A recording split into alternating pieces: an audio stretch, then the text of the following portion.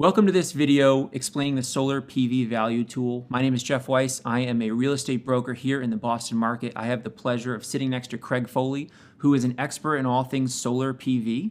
Craig, it's great to have you here. I'm excited to learn about this tool because I recently just helped a client close on a property with solar panels, and I really wasn't sure what I was doing when it came to the solar panels. So it's great to hear your expertise both on the phone and now that we're producing this video for everyone who's out there interested in learning more about how to calculate the value of the solar panels that are on a lot of people's roofs now. You want to give us a little bit of background on yourself?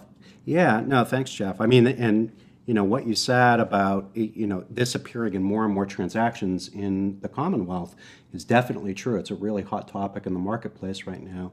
And realtors, appraisers, everybody, lenders are trying to figure out how to handle the fact that people are putting these power plants on their rooftops that are producing electricity generated by clean energy, and how we value that in the marketplace. So that's what this tool is really about. It's a complement to the work that we've been working on with Massachusetts Clean Energy Center to create an online version of a full 2-hour continuing ed course. This is really a nice complement for that, doing a deep dive on the tool that's available for appraisers, for listing agents, for buyers agents to understand the value of host-owned solar PV.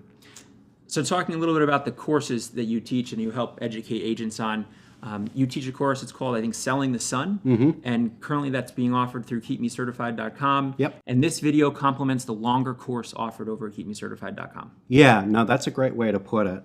Originally, I worked with a company in Chicago called Elevate Energy that got funding from the U.S. Department of Energy to create a 3-hour online course, which is captured by most of the states in the United States for continuing ed credits. We really need that 3 hours to do a deep dive on PV value tool. And as you know, unfortunately in Massachusetts, we only give 2-hour CEU credits for courses. So having this complementary piece to really help listing agents go through the process and you'll use this tool appropriately is really necessary. So we're going to spend a little bit extra time going through the process of actually getting into the tool and using it. Now, I'm going to be honest with you.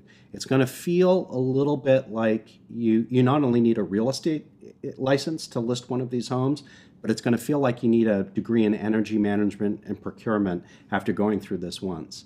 I teach the green designation a lot, and one of the things that we do at the end of day one is focus on this tool. And then at the beginning of day two, we do another deep dive on the tool.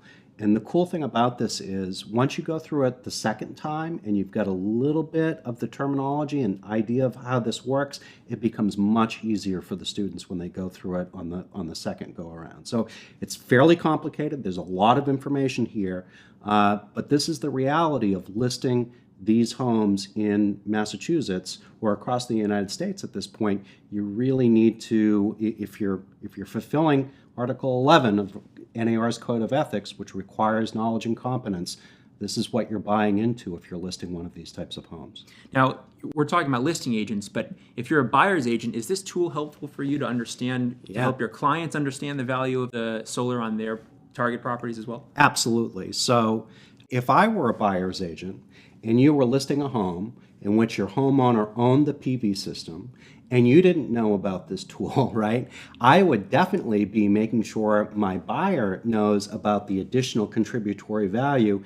And if you weren't adding that to the listing, well, that's kind of your deal with your seller, but there's no question that I would use the tool to explain the benefits of buying the PV system and what this means in terms of the contributory value, right? So the way we look at this, you may remember this from your early real estate classes, that we were told that there were 3 ways to value property, right? Comps, using the comparative market analysis, using an income approach, and using a cost approach. Now, in the residential world, once we get into the real life business, all we focus on is what? Comps all the time, right? We forget that there are 2 other ways of creating value for a home or analyzing value for a home. The cool thing about PV is it's creating income for the homeowner. So your comps are still valid, but there's a contributory value using the income approach for host-owned solar PV that we can attach to the full value of the home. So the comps, if it were $500,000 that you came out with, that your comp said the home was worth, you would use this tool to add the additional contributory value, which we'll explore as we work our way through the tool. Now, it's important that we make the distinction between host-owned and leased. Yeah. It sounds like this tool isn't that useful if you're leasing your solar panels. Yeah, so leasing can break down into a couple of different formats. There's a lease agreement that you can lease solar PV panels for your home. But more commonly here in Massachusetts, the leasor enters into an agreement with the leasee called a power purchase agreement.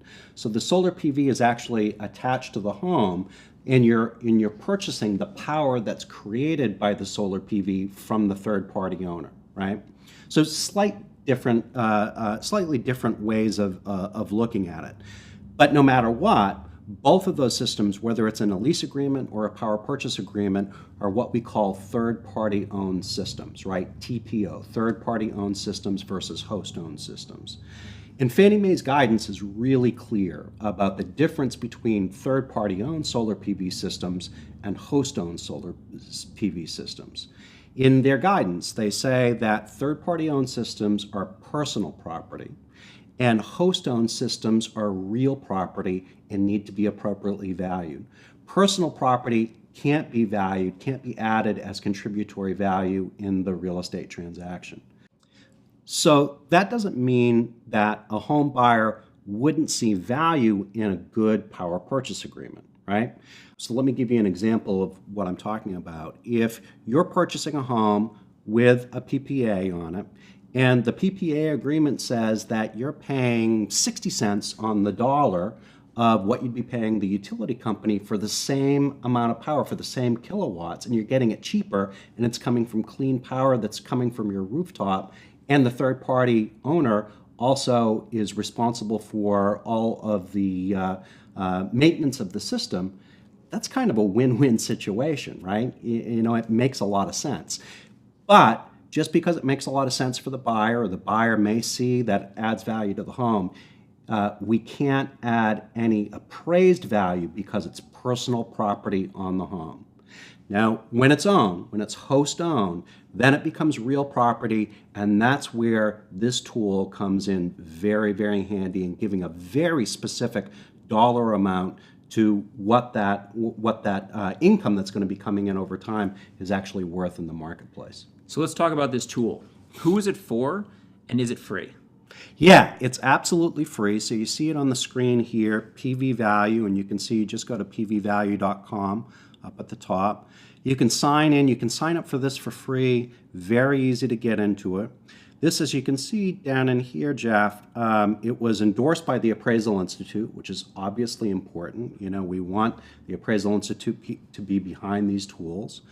And it's owned by a company called Energy Sense Finance in Tampa, Florida. They developed this tool with funding from the U.S. Department of Energy through something called their Sunshot Initiative. So again, the Appraisal Institute knows how to use this tool. It's accepted in the marketplace. One of the keys, though, is that there are a certain group of appraisers, we have them here in Massachusetts, that have gone through the process of learning how to use this tool.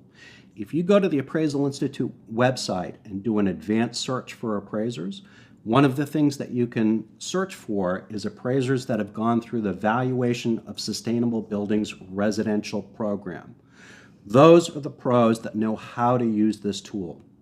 Very important that when you're listing one of these types of homes, that you are making sure that you get a qualified appraiser that's appraising the property after it's under agreement. And that qualified appraiser would be from that list of professionals that are under the Valuation of Sustainable Buildings residential.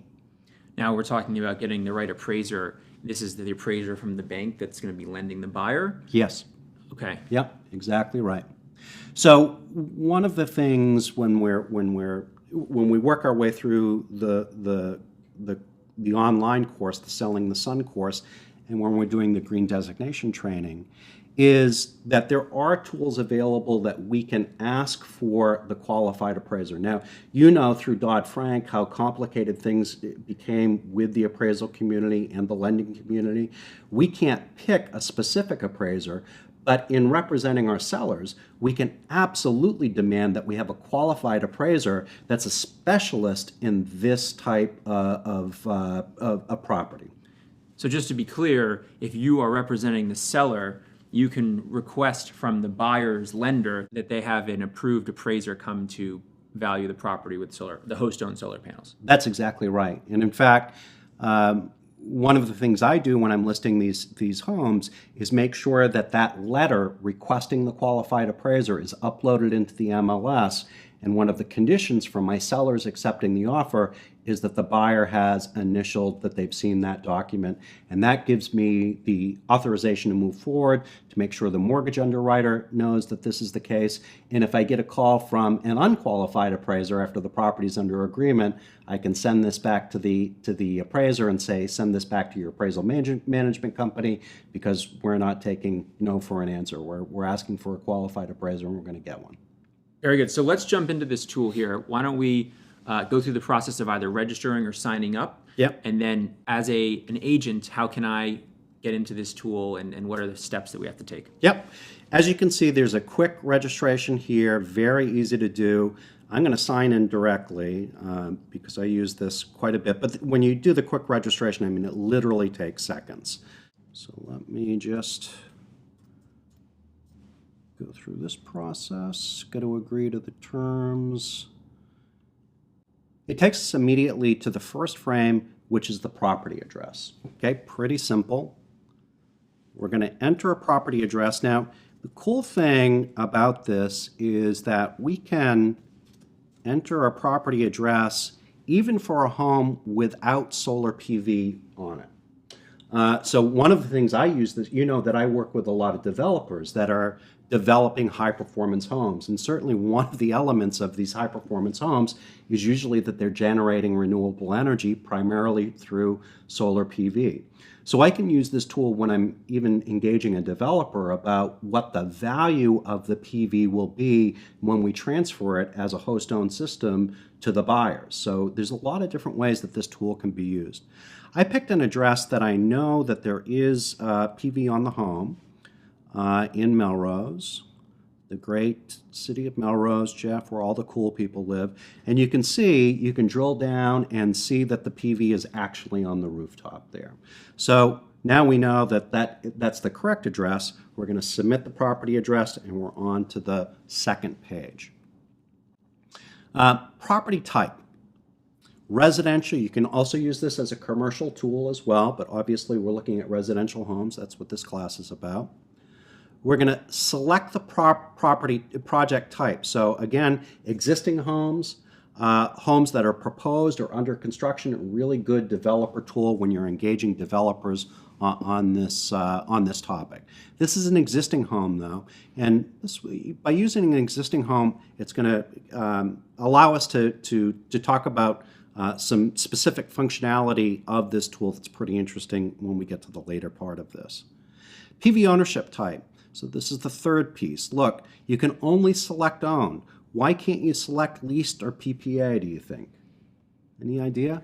Well, I think PPA is the same as lease, so exactly they're right. grayed out for the same reason. I'm just not sure. Yeah. Well, so it's kind of a trick question, right? Because we're looking at the PV value tool, right? And there's no value, according to Fannie Mae's guidance, for leased and power purchase agreements. So you can't select them. You can only select the host-owned system. Now we go to the next page, the system size. Now, a lot of the individual features that we're going to be talking about will be able to be found on the installation agreement that the seller and the solar PV installer have entered into. One of the things that I would ask for if I'm going to a listing appointment is, and I know that the home has PV on the home and it's host owned, I would ask that the seller make sure that they have that installment agreement available, because that's where we're going to find a lot of the inputs that we need for this fairly technical piece of the pie and putting the valuation together. It obviously needs to be accurate. Now, the cool thing about this is at the end of all of this, all of the assumptions that we're going to be throwing in here, and we're going to use some defaults a lot of the time. It's appropriate to do so. It's all going to spit out all of those assumptions into a one-page PDF that can also be uploaded into the MLS, right? So it's a great tool for the buyer's agent to understand how you got this valuation, for the buyer, and for the appraiser, because the appraiser may not agree with our assumptions, right? They can go back and use the PV value tool on their own and change whatever assumptions. May not be that we're in the same place in agreement on the specific values of the system, but we certainly want to make sure that all of our assumptions are up there, and that's included in the final one-pager that's spit out of this tool. All right, so the first input, and again, you'll find this on the install agreement, is the input for the size of the system. Might be called the nameplate of the system. Generally speaking, on the installation agreements, you're going to see that in kilowatts, in kW, small k, big W. So it might be a 5.2 kilowatt system. But you're going to see that the way PV value wants this expressed is in watts, right? And a kilowatt is 1,000 watts. So if we had a 5.2 kilowatt system, that would be a 5,200 watt system, okay? System age. So let's say, for the fun of it, this system is 3 years old when we're going to be going to market and selling the property. That's important to lay in here. Model warranty. So this is the expected useful life of the system. Absolutely use the default here. Every appraiser that I've worked with in this part of the marketplace accepts the fact that a 25-year lifetime is the useful life for a PV system. Now, we expect that these systems will be producing electricity after the 25-year mark, but the useful life of the system, 25 years, appropriate, great place to use as the default.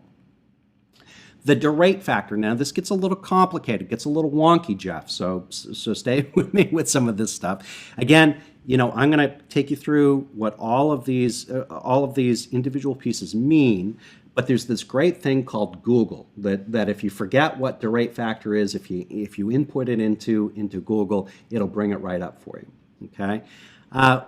In the process of creating electricity for the home, the solar panels produce direct current power. Our homes, because way back in the day, Edison won this battle over Tesla, we use alternating current in our home. So there's a piece of the solar PV system that converts that DC power into AC power. That's called the inverter. It's usually right next to the breaker panel. Could be inside or outside the building. And in that conversion from DC to AC, there is a loss of power. That's called the derate factor.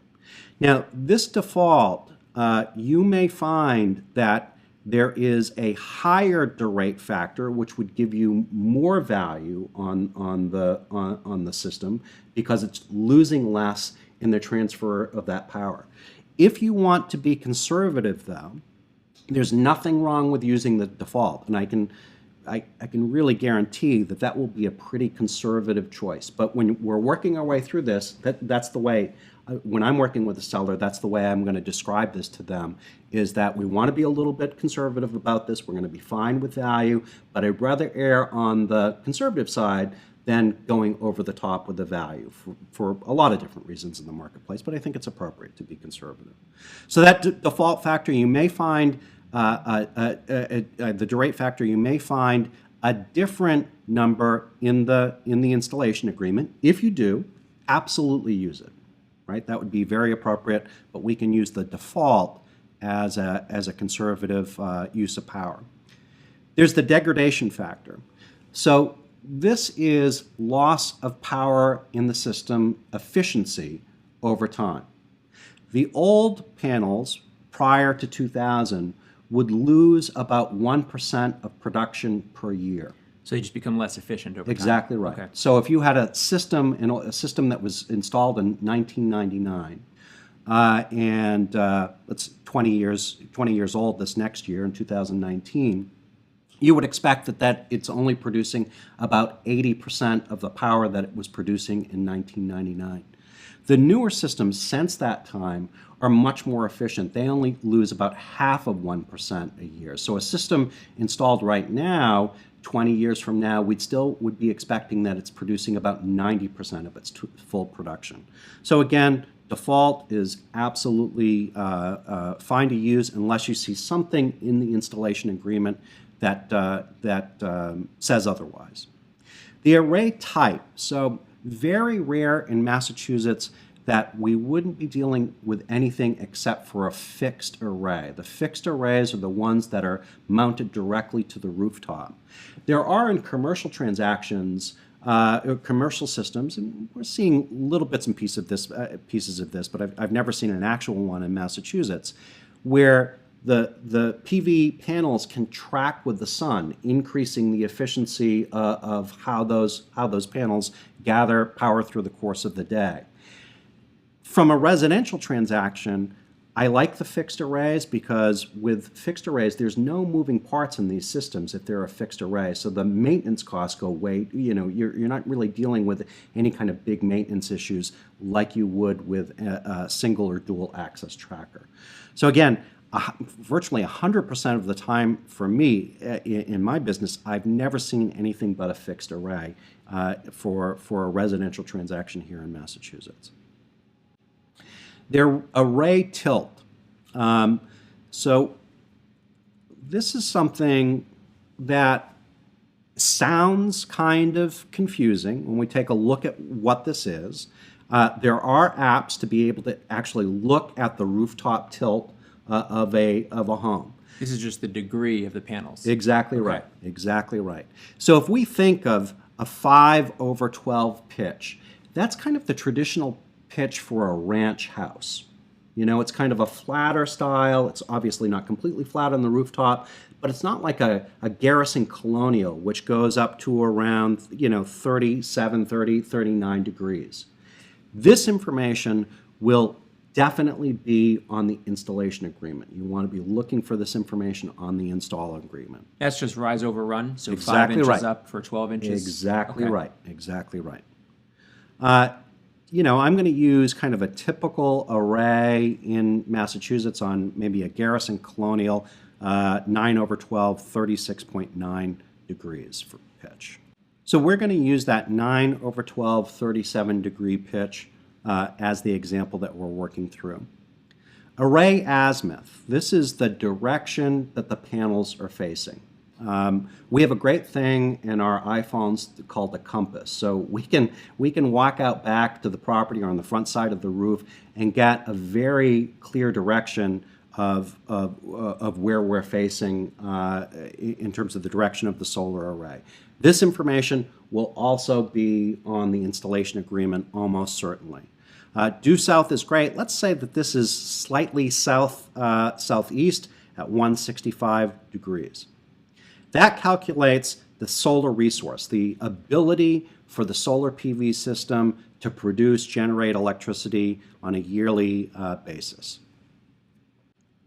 Appraisers want to make sure that when we're calculating forward value of something, that we're also making sure that we're including O&M expenses, operation and maintenance expenses on the home. So primarily, what we're going to be looking at in terms of the biggest O&M expense is the replacement of the inverter. The inverter, again, is that piece of equipment that shifts the DC power, the direct current power, to AC power so that we can use it in our home.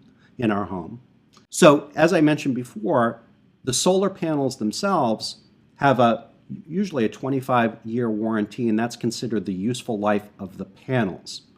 With the central inverters, the inverters that you see next to the electrical box, they usually have a warranty of 10 to 15 years. So much less than the panels themselves. That's why we want to make sure that they're included in the operations and maintenance expense. If there isn't any specific information in the operator's manual about the size of the inverter or the inverters, sometimes homes can have multiple inverters, it's absolutely acceptable to put in the same size as the solar PV panels. But again, that may be different in the installation agreement.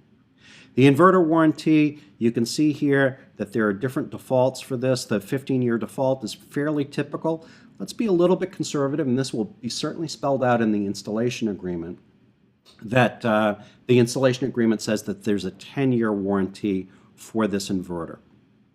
Now you can see that there's an inverter age. It could be different than the solar PV system. Let's say the solar PV system was 7 years old, but 2 years ago, you had to replace the inverter because it was a bad inverter, right? So the inverter would only be 5 years. In this case, let's go with the typical experience that we're going to see in Massachusetts, that the inverter age and the solar PV age is the same. And remember, we said the panels themselves were 3 years old when we were starting to fill out the first page. Inverter replaced, obviously it hasn't been replaced in this particular instance, but you can see there is the opportunity to be able to put that in. Inverter replacement cycle in years. Here's some good news. You can only use the default here, so nothing really to worry about. There's an estimated inverter replacement cost that PV Value puts into the tool at 55 cents per watt. That is a very conservative amount. Typically, panels, inverters will cost probably $2,500 to replace these days. They've really dropped down in size. So for a 5.2 kilowatt system, actually 55 cents is not too bad. You know, you're going to be in the right ballpark for that. But if you had an 8 kilowatt system and you multiply it by that 55 cents per watt, you'd be asking for a replacement cost of over $4,000, which is high. Again, never bad to be conservative with these estimates. When you're talking to buyers and their agents and appraisers, using conservative values never hurt in that dialogue. So we're going to use that 55 cents per watt, but you can see that there are ways to adjust that if it's too high. This allows me to calculate the operations and maintenance expenses. Now, the Appraisal Institute and any appraiser would want us to also be able to include a discount rate. No one will pay the full amount for future income because there's a time value to money, right? I could have my money in an account and it could be making money. So I'm not going to pay the full price for future value on income. The way I try to describe this when I'm working with sellers, when I'm working with this tool, going through this tool to explain it to them, is imagine that 25 years from now, I have a BlackBerry that's still in its box, okay?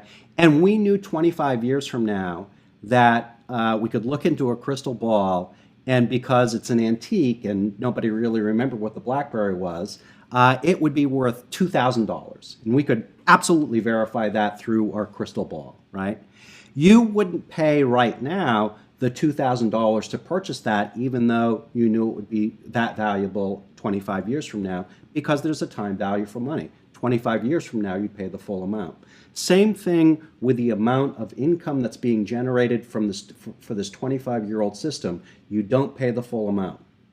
So it's important for the appraisal to include this discount rate.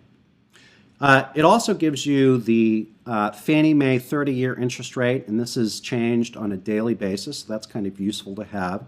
And it gives a basis point defaults, the 50 basis points on a minimum basis point and 200 on a maximum. My strong recommendation is just use those defaults.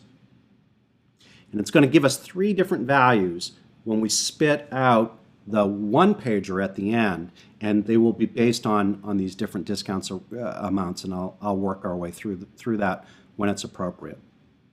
You can see right now that in PV Value Tool, the utility company, which in Melrose, Massachusetts is National Grid, there's not any information entered as to what the value is in Massachusetts for National Grid properties right now. So you do need to know what the price is for power that the utility company is charging right now. And that's fairly complicated. If you go to the National Grid website and you try to drill down the actual price of power, it gets a little complicated because there's a supply rate and there's the transmission and delivery charges, and there are two different charges. The easy way to figure that out is if you get out, and I'm sure the homeowner will have utility bills present, if you take a look at the utility costs, so if I used 800 kilowatt hours of power last month, and the charge was $170, I could take off, there's a rate that just being attached to the utility grid cost, which is $5.50, I think, right now for National Grid. Again, it's on the bill. You'd subtract that from the 160 price, and then divide the 800 kilowatt hours to get in the price per watt per kilowatt hour charged. Right now, because I know these prices, and I think probably a lot of people do, it's almost 25 cents per kilowatt hour. It's 24.7 cents. So let's be a little bit conservative and put in 24.5, even though it's 24.7. Again, remember when I told you this is kind of like having to have an energy management and procurement degree as well as listing a home? That's part of the deal right now in terms of getting accurate valuation of these. And now it spits out the actual value. And again, all of the assumptions that we made are also included in this tool. It gives three different values for the system. The appraiser is going to use that middle value when they're calculating from this resource. So an additional 21.5, almost 21.6 in contributory value.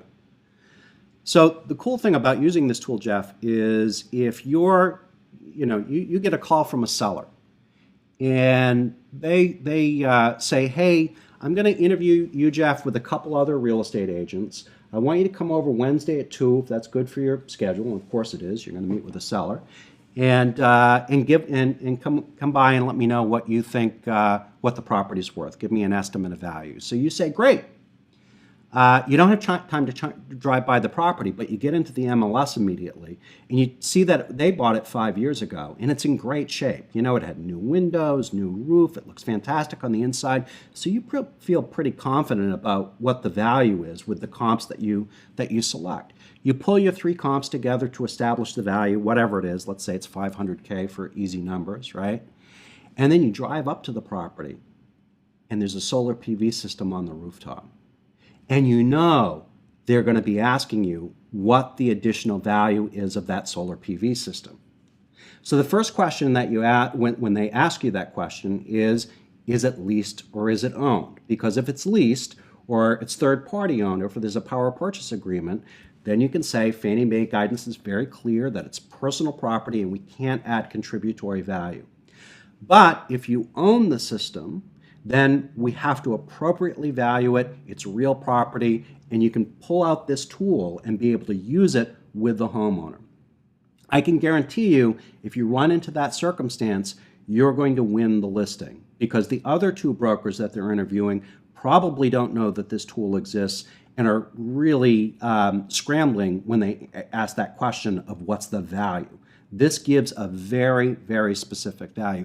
Again, it's a complicated tool, but all of the information is there in the installation agreement. And think about what a hero you'll be is if you go through this tool a couple times, you know how to use it, you can explain what it is that we're entering in. You're sitting with the sellers at the kitchen table on the internet with your computer, with your laptop, and going through this process.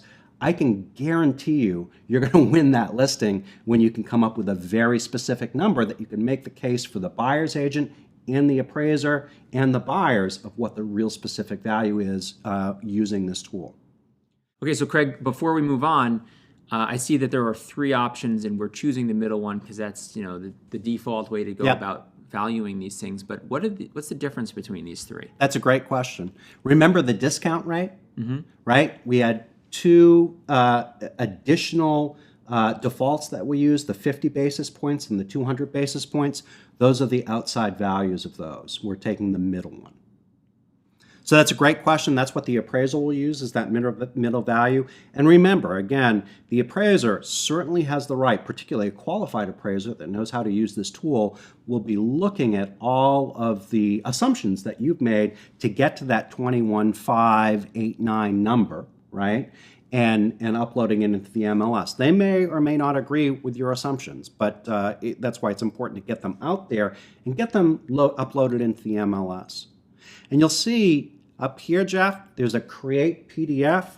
Check this out. This is what we're going to use to enter the information into the multiple listing service. So I see that it downloads, and then when we open it up, Exactly perfect. right. You Okay. get this great one-pager, very specific, and you can see it has all of the assumptions that we entered in a slick little one-pager. Again, that middle value is the one that will be used to add the contributory value. So, your comps for that example that we were walking our way through when you're meeting with the potential sellers that have host-owned solar PV on their home, you had comps that said, the home's worth $500,000. Now you've got new information, right? There's an additional $21,000, almost $22,000 here. Maybe you're listing it at $525 now rather than $509 or $505, because of this additional value.